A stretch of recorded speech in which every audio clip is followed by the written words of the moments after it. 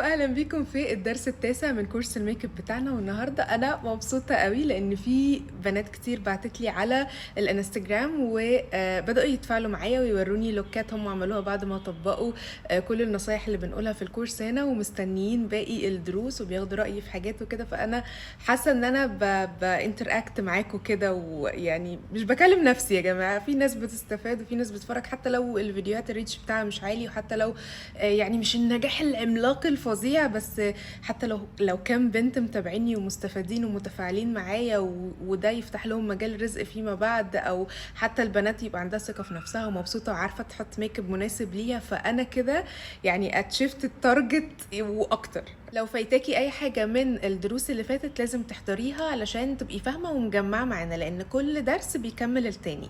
فلينكات كل الدروس اللي فاتت هسيبها في الديسكريبشن، والصفحات بتاعتي الشخصيه برضو لو عايزين تتابعوني او تتواصلوا معايا هتلاقوني انا رابطه اللينكات بتاعتها بالقناه هنا لو دخلتوا في التفاصيل. يلا نخش بقى في الموضوع على طول ونشوف في درس النهارده هنتكلم عن ايه. اول حاجه هنشوف الفرق ما بين الكونتور والبرونزر، لان دي مشكله عند بنات كتير مش بتقدر تفرق ما بينهم في الالوان، في الاستخدامات، في الهدف منهم ايه. احنا المره اللي فاتت اتكلمنا عن الكونتور.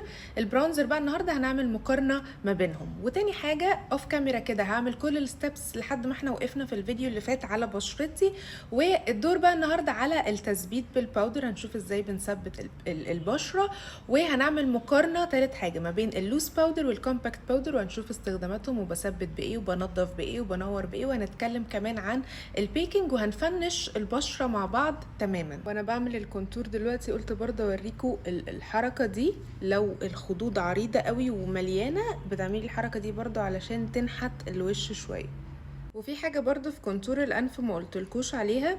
احنا اتفقنا ان لما بتحطي كونتور اللي بيبرزوا او بيبينوا ان انت تحدديه بالهايلايت فيبان الظل والنور، فالانف انت حددتيها بالكونتور علشان تظهر، بتوضحيها بالهايلايت زي ما اتفقنا. لو الانف عندك عريضه وجيتي نورتي الجزء اللي من هنا ده هيديكي ايحاء كأن ده تبع الخد، كأن الجزء الفاتح ده هو والخد تبع بعض، فبرضو الحركة دي بتصغر الانف قوي. كل تفصيلة في وشك ينفع يتعمل لها كونتور. العينين بنعمل لها كونتور برضو، يعني بصوا الفرق بين دي ودي عشان دي اتسحبت كده لبره. فيما بعد برضو لما تيجي تحطي الاي شادو بتاعك لو انتي هتبقي سحباه هيفرق معاكي قوي. احنا لسه ولا دمجنا ولا عملنا اي حاجه، بس الافكت بتاعها ظاهر. خلونا بقى بالمره كده دلوقتي وانا بدمج الحاجه معاكم نبدا نتكلم في اول نقطه، وهي الفرق ما بين الكونتور والبرونزر. احنا المره اللي فاتت اتفقنا ان الكونتور لونه ايه؟ تمام، لونه بني بارد، بني رايح للرمادي. ليه؟ لان هو ظل. هو الكونتور بينحت لي ملامح الوش، بقدر اشكل بيها الملامح زي ما انا عايزه. اي حتت انا عايزه ادخلها لجوه بحط عليها لون غامق وهو الكونتور، ولازم لون يكون بارد رمادي لان هو ده الظل الطبيعي اللي بيحصل في البشره. لما بتيجي كده تحركي وشك يمين وشمال او الضوء يتسلط عليكي، الحتت اللي خافسه في وشك هتلاقي لونها ظل رايح للرمادي، لونها مش محمر، لونها مش بني دافي من لون الشمس، لا. فالكونتور الدرجه دي اللون الجراي ده هو اللي يديكي شكل الكونتور المظبوط، لان في ناس بتستبدل الكونتور بالبرونزر، يعني بتنحت الوش وبتعمل كونتور بلون البرونزر، فده مش هيديكي الافكت المظبوط بتاع ان الحاجه منحوته فعلا وداخله لجوه ومديه ظل طبيعي. طيب يعني معنى كده ان البرونزر هو البني بقى اللي محمر اللي دافي واللي جاي من لون الشمس. طيب انا ده بقى استخدمه في ايه؟ يعني خلاص عرفنا الكونتور لونه وعرفنا الهدف منه واستخدامه والاماكن واتكلمنا عنه كتير الفيديو اللي فات. البرونزر ده بقى برضو في منه كريمي في منه باودر، اشكاله مختلفة. يعني الكريمي هنستخدمه مع المراحل الكريمية اللي احنا بنحطها، بمجرد ما ثبتنا بالباودر برجع بعد كده احط المنتجات الباودر زي ما اتفقنا، كريمي على كريمي باودر على باودر. اوكي، بفنش البشرة برضو واستخدم البرونزر الباودر، وبرضه احنا اتفقنا ان مش شرط تعملي كل الخطوات دي كريميه وزيها بالظبط باودر، ممكن تكنسلي الكريميه تماما، تكتفي بس بالفاونديشن والكونسيلر وتثبتي بالباودر، والخطوات بقى لو كونتور برونزر بلاشر هايلايتر الكلام ده كله تعمليه بالباودر بس، حتى يكون احسن انك ما تكتريش طبقات يعني على البشره. المهم البرونزر ده بقى عرفنا لونه وعرفنا اشكاله وعرفنا امتى استخدم الكريمي امتى استخدم الباودر. استخدمه بقى في انهي مناطق في الوش؟ ايه اصلا الهدف منه؟ هو بما ان لونه بني محمر كده جاي من الشمس ولون دافي، فهو بيدفي لي البشره، بيرجع فيها كده الحيويه تاني. يعني بدل ما بقت كلها خلاص ايه فاونديشن وكونسيلر وبتاع، البرونزر ده لونه يديلي دفء طبيعي كده للبشره، كانك متعرضه للشمس او واخده تان خفيف. فاهمين قصدي؟ بيتحط على المناطق العاليه في الوش، لان عاده لما بتتعرضي للشمس بتلاقي يعني وشك واخد ضوء الشمس فين؟ في الحتت العاليه هنا عند الخد، الجزء اللي عند الجناب هنا. فاهمين قصدي؟ فالبرونزر ده بيديني افكت حلو جدا، وبيدي البشره شكل طبيعي ودفء جميل، بس نستخدمه في الاماكن المظبوطه. وطبعا هي اذواق، في ناس بتعمل الكونتور بالبرونزر زي ما قلت لكم، خوفا من ان الكونتور مثلا يغمقها او هي ما تعرفش تتعامل معاه صح ويبقى واضح وباين. فيعني هي اذواق، بس انا بقولك الحاجه الصح وانتي براحتك.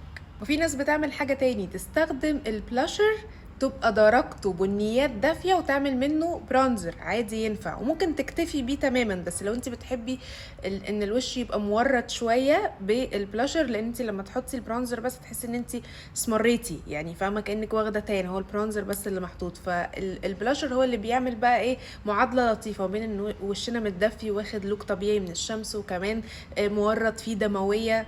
دلوقتي لو هستخدم برونزر كريمي مع المنتجات الكريمية اللي حطيتها، انا عموما بحب احط البرونزر هنا فوق العظمة بتاعة الخد. يعني الكونتور احنا بنحطه تحت عظمة الخد في الحتت اللي داخلة لجوه، لكن البرونزر اللون الدافي ده انا بحب احطه فوق وهنا كمان. شايفين بقى الدفء اللي بتكلم عنه اللي اداهولي للبشرة؟ الفرق ما بين هنا وهنا هي اذواق. في ناس بتحب الشكل ده، اللوك اللي هو تان شويه كده وبرونزش، وفي ناس لا ما بتحبوش كده. بعد ما خلصت كل المنتجات الكريميه اللي ممكن تحطيها على بشرتك، حتى الهايلايتر، كل حاجه، ندخل بقى على المرحله اللي بعدها، وهي دي النقطه الجديده، تثبيت البشره. طب يعني ايه اثبت البشره؟ هو انا لو استخدمت منتجات كريميه براندات كويسه وثابته وكده ما تثبتش معايا؟ بصي، في قاعده ثابته في الميك اب، اي حاجه كريمي لازم تتثبت باللي زيها باودر، لان التكتشر الكريمي سهل ان هو يطلع. لو انت حطيتي بس حاجات كريميه ونزلتي، سهل انها تطبع معاكي في اي حاجه. لو جبتي منديل وطبعتي، ولا مسكتي موبايل هتلاقيه مطبع معاكي. سهل ان الحاجات الكريميه تدخل جوه الخطوط التعبيريه اللي في البشره، فمع الكلام ومع اليوم تلاقيه كتل كده وجمع في الخطوط. سهل بقى يتفاعل مع العرق، مع الدهون، مع الحر، مع يعني الكريمي ما بيبقاش ثابت. فلازم الحاجات الكريميه اللي حطيتيها تثبتيها بالباودر، لان الباودر هو اللي بيبقى ناشف وباودر وبيبقى ثابت معاكي اكتر. طيب هنا بقى نقف شويه، لان في نوعين من الباودر. عندنا اللوس باودر اللي هي البودره الحره زي كده، تمام، والكومباكت باودر اللي هي الباودر اللي بتبقى مضغوطه جوه علبه زي دي مثلا. طيب الاتنين بيثبتوا، بنشوف ناس بيستخدموا اللوس باودر او الكومباكت باودر، وبنشوف ناس بيثبتوا بالفرش وبيثبتوا بالباودر باف.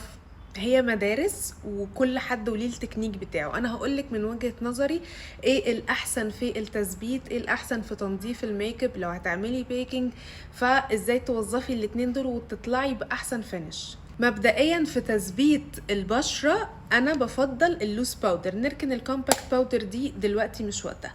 اللوس باودر بالنسبة لي هي الافضل في تثبيت الحاجات الكريمية، لان بطبيعتها بما انها لوس باودر كده وسايبه، فتقدر تدخل بسهوله جوه الميك اب وتقدر تتوغل جواه وتثبت لي الطبقه الكريميه دي كويس. في ناس بقى وهي بتثبت البشره باللوس باودر ممكن تجيب فرشه صغيره زي كده، تاخد وتشيل الزياده وتثبت المناطق الصغيره وتحت العين، وباقي الوش تقدر تثبته بفرشه دمج كبيره. انا برضو ما بحبش كده، انا بحس ان الباودر باف زي كده دي احسن طريقه تثبتي بيها الباودر، لان الفرشه الشعر بتاعها متفرق، فالباودر بتدخل جواها. الفرشة الضغط بتاعك بيها غير الضغط بتاع الباودر باف. انا بالنسبة لي عايزة اتأكد ان انا مثبتة كل حتة كريمي في الباودر كويس، ضغطة الباودر مع الكريمي كويس علشان يمسكوا في بعض واثبت حلو. فالباودر باف طبعا هي ناشفة، تمام، مش زي البيوتي بلندر انا قلت لكم بحب استخدمها منديه. لا احنا مش عايزين نعمل عجينه بقى، حاجه منديه تمسك في حاجه ناشفه يبقى احنا كده بنعمل كتل. فلا هي بتكون ناشفه، بتاخدي الباودر بس ما بتثبتيش بقى على طول. ليه؟ لان لو ركزتوا شايفين الباودر على الباف عامله ازاي، حتت مكلكعه وحتت فاضيه، فما ينفعش تحطيه على وشك على طول لان الكريمي هيمسك فيه بنفس الشكل ده كده. يعني هتلاقي فيه منطقه فيها باودر كتير ومنطقه فيها باودر قليله ويحصل تكتل كتير. فانتي بتشيلي كل الزياده اللي موجوده على الباف، بتدفيها كمان كده في ايدك، تنزلي اي زياده تساوي طبقه الباودر عليها. وخصوصا بقى وانتي لسه بتثبتي الميك اب اول مره، تاخدي اقل كميه من اللوز باودر، تبقي مش شايفاها كده وانتي بتثبتي من كتر ما هي قليله علشان ما يخططش ويكلكع منك الميك اب. ثبتي بطبقه قليله يا ستي وعايزه تزودي ساعتها مفيش مشكله، تقدري تزودي وتقدري تعملي بيكنج اللي هنتكلم عنه بعد شويه. خلاص جهزنا الباف، يلا نثبت على طول. لا انا بقالي شويه عماله برغي وحاطين الحاجات الكريميه بقالها فتره مع التعبيرات اللي باخدها في وشي وهي كريميه فمش ثابته، فبتبدا تدخل في الخطوط. فانا عايزه اتاكد ان مفيش اي تكتلات من المنتجات الكريميه جوه الخطوط. ارجع ادمج تاني كده بالبيوتي بلندر، امشي بالطبطبه اتاكد ان انا دامجه كل حاجه وشايله كل زياده قبل ما اثبت باللوس باودر. انا بحب ابدا بالمنطقه اللي تحت العين ليا وللكاستمر اللي بعمل لها، لان عاده لما بتقولي الواحده بصي فوق اغلبهم بيرفعوا حواجبهم فبيكسروا الجزء ده. فانا مش عايزه ابقى لسه مثبته هنا وابدا اعمل تحت العين ترفع وتبدا هنا ما يكونش الدنيا خدت وضعها تتخطط لي بدري. فبحب ابدا اول حاجه بالعين، اتاكد بس ان مفيش زياده، وبعدين الباف ما بلزقهاش في الرموش، ما بقربهاش فوق، تحت هنا احط واشيل واحط واشيل واحط واشيل برضو بطريقه الطبطبه. ما تمسحيش وتحركي الكونسيلر والحاجات الكريميه من مكانها، انتي بتثبتي كل حاجه زي ما هي بطريقه الطبطبه. وبالباقي اللي متبقي على الفرشه على الباف تطلعي لأقرب حاجة للرموش، لأن الخطوط الرفيعة دي بتكون فوق. فأنا عايزة أقل اللي احنا مستخدمينه من الباودر هو اللي يكون موجود على الخطوط الناعمة دي. تمام؟ شايفين الفرق ما بين هنا وما بين هنا؟ لما ثبت بالباودر الكريس اللي هنا اتشال، الدنيا بقت مش فيها اللمعة الشايني دي، لا خلاص بقت مطفية. هو ده اللي الباودر بيعمله، مات. وهكذا بقى تفضلي ماشية في كل الحتت اللي انت حطيتي فيها حاجة كريمية وممكن تتكسر منك. عندك السمايل لاين زي قبل ما تثبتي انفخي او طلعي لسانك، اتأكدي ان مفيش اي حاجة، وبعدين ثبتي بالباودر. كل حته بقى في وشك ثبتيها، الخطوط اللي في الجبهه نفس الكلام. فنثبت البشره كلها باللوس باودر. فيما بعد برضو في حاجه بحب اعملها عشان ما اكترش باودرز على البشره. احنا قلنا هنفنش البشره كل حاجه كريمي هنحط اللي زيها باودر، معنى كده ان انا هحط في الجزئيه دي كونتور باودر، وهحط بلاشر باودر، وهحط برونزر باودر، وهكذا. فيعني في باودر اوريدي هيتحط هنا، واحنا اتفقنا ان الباودر بيثبت الحاجات الكريميه. ففيما بعد ممكن تحطي بس اللوس باودر في المناطق اللي هي فيها هايلايت اللي هو الكونسيلر الفاتح، تثبتيه باللوس باودر، والحتت اللي فيها الوان بالكريمي تثبتيها بالالوان اللي زيها باودر. ده طبعا في حاله لو انت البشره بتاعتك مثلا جافه قوي وانت مش عايزه تكتري المنتجات الباودرز اللي هتحطيها، فممكن تسكيب ان احنا نحط لوس باودر في الحتت اللي انا اوريدي هحط فيها منتجات تانية باودر، فاكتفي ان هي هتثبتها لي. فاهمين قصدي؟ بس طبعا الاحسن ان انتي خصوصا في الحر تكوني مثبته كل حته باللوس باودر. بعد ما بخلص تثبيت الوش كله باللوس باودر بحب اجيب فلافي براش كده واخد اللوس باودر واشيل الزياده وامشي على البشره كلها، وبرده بطريقه الطبطبه. يعني انا ما بقعدش ادوس جامد واحرك، لا انا بس بمشي اتاكد ان مفيش حته انا نسياها ما ثبتهاش بالباودر، بتاكد ان كله متوزع حلو مفيش حته فيها اكتر من التانية. فاهمين قصدي؟ وبرده بطريقه الطبطبه لتحت كده ببدا اثبت الوش كله، والرقبه طبعا لو هي باينه واحنا حاطين برضو فاونديشن فيها لازم تتثبت بالباودر. دلوقتي بقى بحيي تاني المناطق اللي انا حطيت فيها الكونتور بفرشة صغيرة كده تساعدني يعني ان انا احدد الكونتور بتاعي كويس بعد ما ثبت بالباودر. هيتحدد معاكي طبعا بسهولة لان احنا عاملين بيز كويس للميك اب، ف يعني هتلاقي بتاتشات كده خفيفة ظهر معاكي تاني. والكونتور اللي هنا بدمجه بعد ما بخلص على تحت عشان مش عايزة خط صريح كده يبان من قريب، فاهمين قصدي؟ بدخله مع الظل الطبيعي اوريدي اللي موجود عندي عشان يعني يبقوا ايه متجانسين مع بعض. والبرونزر برضو بحطه على نفس الاماكن اللي انا حطيت فيها البرونزر الكريمي، عشان كده بقول لكم ممكن تكتفي بالحاجات الباودر بس، يعني لو انتي مش عايزه تكتري طبقات، ما عندكيش وقت، عايزه تنجزي، هيديكي نفس الشكل في الاخر، بس طبعا هيبقى ثابت اكتر لما يبقى كريمي وفوقيه باودر عامله بيز يعني وكده. يعني لو في المناسبات طبعا هيكون احسن كتير. شايفين الفرق اللي البرونزر بقول عليه دفى الجزء ده ازاي؟ هنا لسه بارد. طبعا انت اي برودكت بتاخديه بالفرشه انت ما بتمسحيش كده دواير وما بتدوسيش، انت برضو بتاخدي بطريقه الطبطبه وبتشيلي اي زياده علشان الدمج معاكي يكون سهل. عايزه تركزي اللون بتمسكي الفرشه من قريب، عايزه توزعي اللون وتموهيه بتمسكيها من الاخر عشان يبقى الضغط بتاعك على الفرشه خفيف فتقدري توزعي كويس.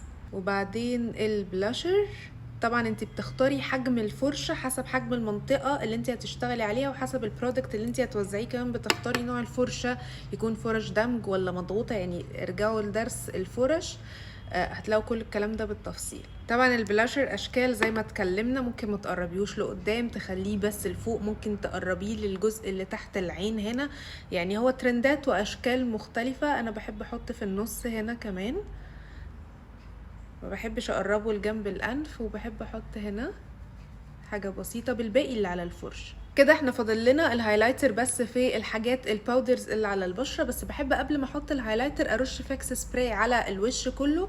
انا هعمل لكم في الدروس الجايه الفرق ما بين السيتنج سبراي والفاكس سبراي واستخداماتهم امتى وفي ايه وافضل الانواع ووظائفهم وكل حاجه هنتكلم عنها.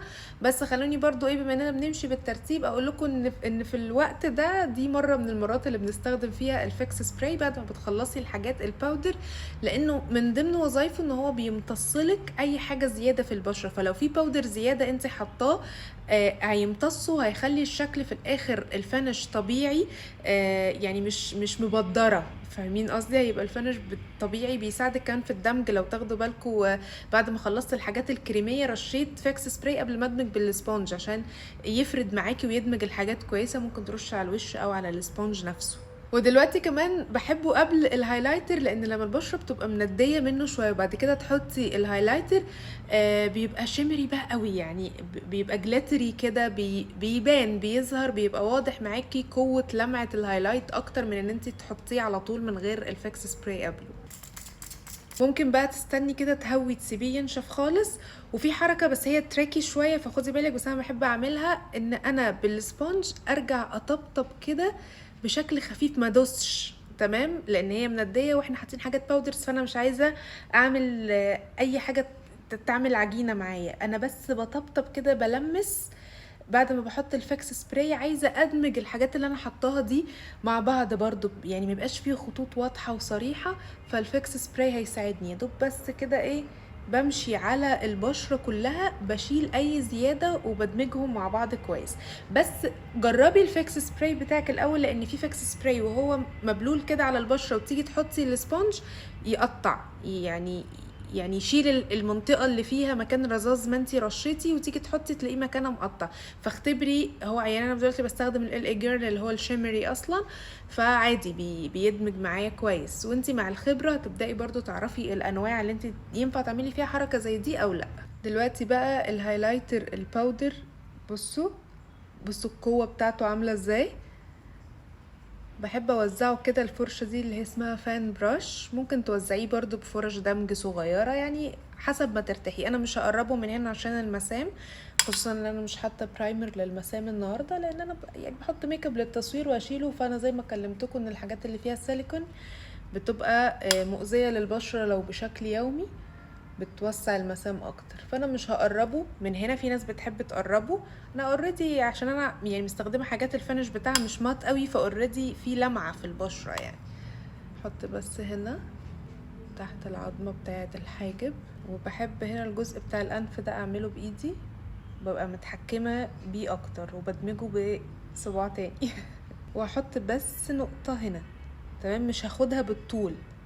مش عايزين برضو نكتر في الهايلايت قوي عشان ما يبينش البشرة عرقانة، لانه يعني سلاح ذو حدين، ممكن يبين البشرة صحية ولمعة كده بشكل لذيذ، وممكن يبينها عرقانة قوي ويبين كمان عيوب البشرة. يعني لو منطقة فيها حبوب ما تحطيش فيها هايلايتر، ندبات، مسام واسعة، الكلام ده بيبينها اكتر. كده انتي خلصتي البشرة، ثبتيها وفنشتي كل التفاصيل اللي فيها. نرجع بقى تاني للايه، لللوز باودر والكومباكت باودر. اللوز باودر ثبتنا بيها البشرة، اقدر اعمل بيها ايه تاني؟ في تكنيك كده في الميك اب اسمه البيكنج. البيكنج ده بيتعمل باللوز باودر، ما ينفعش يتعمل بالكومباكت باودر. طب هو عبارة عن ايه؟ عبارة انك تاخدي كده شوية باودرز كتير، تمام، وتحطيهم وهم كتير كده، تاخدي بالباودر باف وتحطي كمية باودر كتيرة في مناطق معينة. طب ايه الهدف منه؟ انت اوريدي مثبتة بكمية بسيطة، فخلاص البشرة متثبتة والتكتشر بتاعها بقى باودر، وانت بتتأكدي برضو كده، بتحطي ايديكي وبتشوفي لو في حتة لسه ملزقة لسه كريمي، بتبقي مثبتة البشرة كلها بالباودر. فما تقلقيش ان انت تحطي كمية باودر كتيرة مرة واحدة، لان مش هتكلكع، لانه محطوط باودر على باودر، تمام. طب ايه الهدف منه؟ لما بتحطي كمية باودر كتيرة كده وبتستني شوية عليها، البشرة كل ما بتطلع حرارة فبتمتص وبتندمج مع الباودر اللي انتي حطاه ده، فهتاخد منه قدر ما هي محتاجة او مستطاع بالنسبة لها، وهيتبقى باودر زيادة تقدري تنفضيها بالفرشة. هتلاقي بقى المناطق دي بقت منورة اكتر، بقت فاتحة اكتر. فدي نظرية البيكنج. فلو في اي مناطق انت عايزة تبرزيها، عايزة تسلطي الضوء عليها اكتر، وخلصتي الميك اب، اللي يقدر ينور لك الحته دي زياده ايه، ما احنا مش هنحط بقى كونسيلر وحاجات كريميه تاني، فبتمشي بنظريه البيكنج. وليها كمان استخدام تاني، لما تعملي بيكنج تحت العين هنا وانتي لسه ما اشتغلتيش في الاي شادو ولا في لوك العين تماما، وفي احتماليه ان وانتي شغاله في العين توقعي اي شادو او يعني اي حاجه تقع منك. لو وقعت على البشره اللي انتي اوريدي مفنشاها دي، ممكن تبقع منك ما تعرفيش تصلحيها، لكن طبقه الباودر دي هتحميكي. فاي حاجه هتقع على الباودر اللي تحت ده وتنفضيه بالفرشه، يتشال معاها وتبقي محافظه على بيز الميك اب بتاعك نضيف. تعالوا طيب نطبق الموضوع ده عملي. هاخد كده باودر كتير على الباف، وعايزه انور الجزء اللي تحت العين ده وابرزه اكتر، فهحط الباودر كده، وممكن اسحب بيها برضو، يعني هتساعدك لو انتي عامله الميك اب مسحوب، تسحب لك العين. عايزه انور الجزء اللي جنب الانف ده، تمام. مثلا الخد هنا انت عايزه برضو تحددي اكتر الكونتور بتاعك، عايزه تبرزي المنطقه دي اكتر، تقدري تحطي باودر كتير كده. بس خدي بالك من حاجه، ان انت لو بشرتك جافه ابعدي عن التكنيك ده خالص. لو بشرتك فيها خطوط تعبيريه كتير او حد كبير في السن، ابعدي عن التكنيك ده، لانه هيبين الخطوط اكتر، هينشف البشره اكتر. فيعني هو ليه ايجابياته وسلبياته، بس برضو بعرفك ايه كل التكنيكس عشان تبقي عارفه كل حاجه. ممكن برضو تنوري الجزء اللي في النص هنا، تمام، واستني مثلا 5 دقايق. شايفين البشره امتصت باودر من هنا مثلا ازاي؟ انت بعد شويه بقى بفرشه تكون فلافي كده، تبدأي تشيلي الباودر الزياده اللي على البشره، وبالفرشه لو هتعملي التكنيك ده حاولي يعني بايد خفيفه كده الفواصل اللي ما بين الباودر وما بين الميك اب اللي انتي حاطاه، الكونتور والبلاشر والكلام ده، تدمجيهم كده، تدخليهم مع بعض. شايفين بقى الفرق هنا وهنا ما بين الاتنين دول؟ يعني هنا ازاي اتحددت اكتر وبقت منورة، وطبعا هتبقى مات اكتر. طيب قبل ما نقفل قصة اللوس باودر دي خالص ونشوف الكومباكت باودر، اللوس باودر احنا اتفقنا خلاص بنثبت بيها الوش كله بكمية قليلة مع الباودر باف، اقدر ازود الكمية واعمل التكنيك بتاع البيكنج. طيب هي في منها الوان ودرجات هتلاقي فيه منها جاي على اصفر، جاي على بينك، او ترانسبيرنت زي اللي انا مستخدماها، هي شفافه ملهاش لون وملهاش تغطيه، ودي بالنسبه لي الافضل. زي ما قلت لك هي مدارس، يعني انا بالنسبه لي اخلي البيز اللي انا حطاه الوانه مظبوطه مع البشره، اختار انا الفاونديشن والكونسيلر وكل الدرجات والالوان اللي انا حطاها مناسبه للبشره، والباودر اخد منها بس هدفي تثبيت. فاللوز باودر بختارها ترانسبيرنت، هي شفافه تاخد لي نفس الوان الحاجات اللي انا حطاها، ما تغيرها ليش، ما تخليهاش على اصفر ولا على بينك ولا على اغمق ولا على افتح. يعني انا مش هستنى منها ان هي تصلح لي او تغير لي حاجه، انا من الاول ابقى عامله حاجتي مظبوطه. وهي اللوز باودر بس هدفي منها ان هي تثبت لي كل الكلام ده. طيب بالمره بقى قولي لنا كده انواع لوز باودرز استخدمتيها كانت حلوه معاكي في الشغل والاستعمال الشخصي. برضو انا هرشح لك كام نوع حلوين قوي، من الاغلى برضو للاسعار الاقتصاديه، ولو افتكرت حاجه يعني هسيبها لكم كده في صور.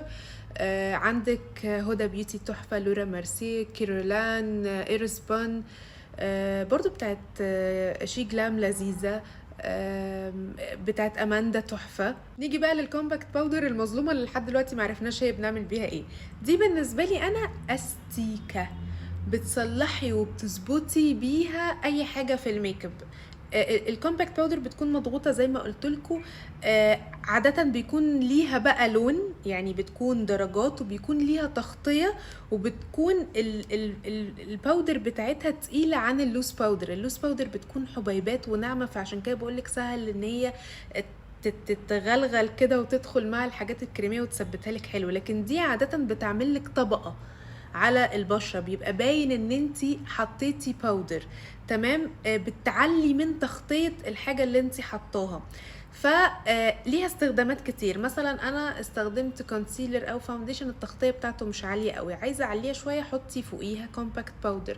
مثلا انا استخدمت كونسيلر او فاونديشن درجته مش ظابطه قوي عليا، اغمق او افتح مني، ايه الاستيكه اللي تصلح لي ده؟ الكومباكت باودر. اقدر اجيب كومباكت باودر تبقى درجتها بقى مظبوطه، اغمق او افتح اللي انا محتاجاه يعني، واحطها تصلح لي اللون اللي انا حطاه، لان هي ليها لون وليها تغطيه. اقدر بقى ايه احنتف بيها الحاجات اللي في الميك اب. يعني عايزه اظبط السحبه بتاعت العين، الكونتور بتاع الانف، ارفع الخد، هي اللي تقدر يعني تديني الافكت اللذيذ ده، ان هي ايه تظبط وتحنتف وتمسح. مثلا في اي شادو كان نازل زياده وانا بظبط ايدي ما كانتش صح قوي، عايزه اخلي السحبه شارب، استيكه. لو انت عايزاها تبقى باينه على البشره هتستخدميها بالباودر باف. برضو انا بحب اشيل الزياده على ايدي. شايفين الفرق ما بينها وبين اللوز باودر؟ يعني انا يا دوبك عملت كده، يعني قد ايه بتطلع.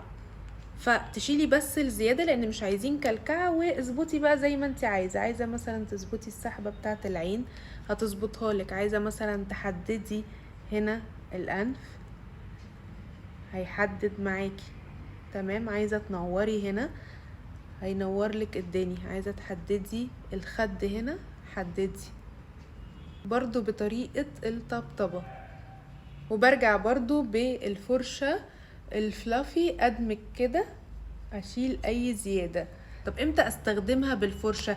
زي ما قلت لك، لو هتظبطي بيها بقى لون للفاونديشن او الكونسيلر او ايا كان، فانا مش عايزاها تبان قوي، انا عايزه بس اعدل بيها درجه، فبتاخدي الدرجه المناسبه من الكومباكت بالفرشه وتشيلي الزياده، وبالطبطبه تصلح لك اللون. عايزه تنفضي بيها تشيلي بيها اللوز باودر، عايزه تتاكدي ان انت مثبته البشره كلها كويس، هتستخدميها برضو بالفرشه. ماشي، انواع برضو للكومباكت باودر. انا بحب قوي ماك، بحب نوت اوفيس، حتى بتاعت ريمال اللي هي ستي مات دي حلوه قوي، بتاعت شي جلام لذيذه، بتاعت توب فيس حلوه. كده خلصنا درس النهارده وقطعنا شوط كبير في الكورس عموما. المره الجايه بقى هناخد ايه؟ هناخد الفرق ما بين السيتنج سبراي والفاكس سبراي بالتفصيل، وهناخد اشكال العيون المختلفه، وهنعمل اول اي لوك مع بعض. يا رب ما تكونوش زهقتوا مني، تكونوا استمتعتوا واتبسطتوا كده وانتوا بتتفرجوا على الفيديو النهارده، واستفدتوا حاجات كتير. بحبكم قد كده. باي.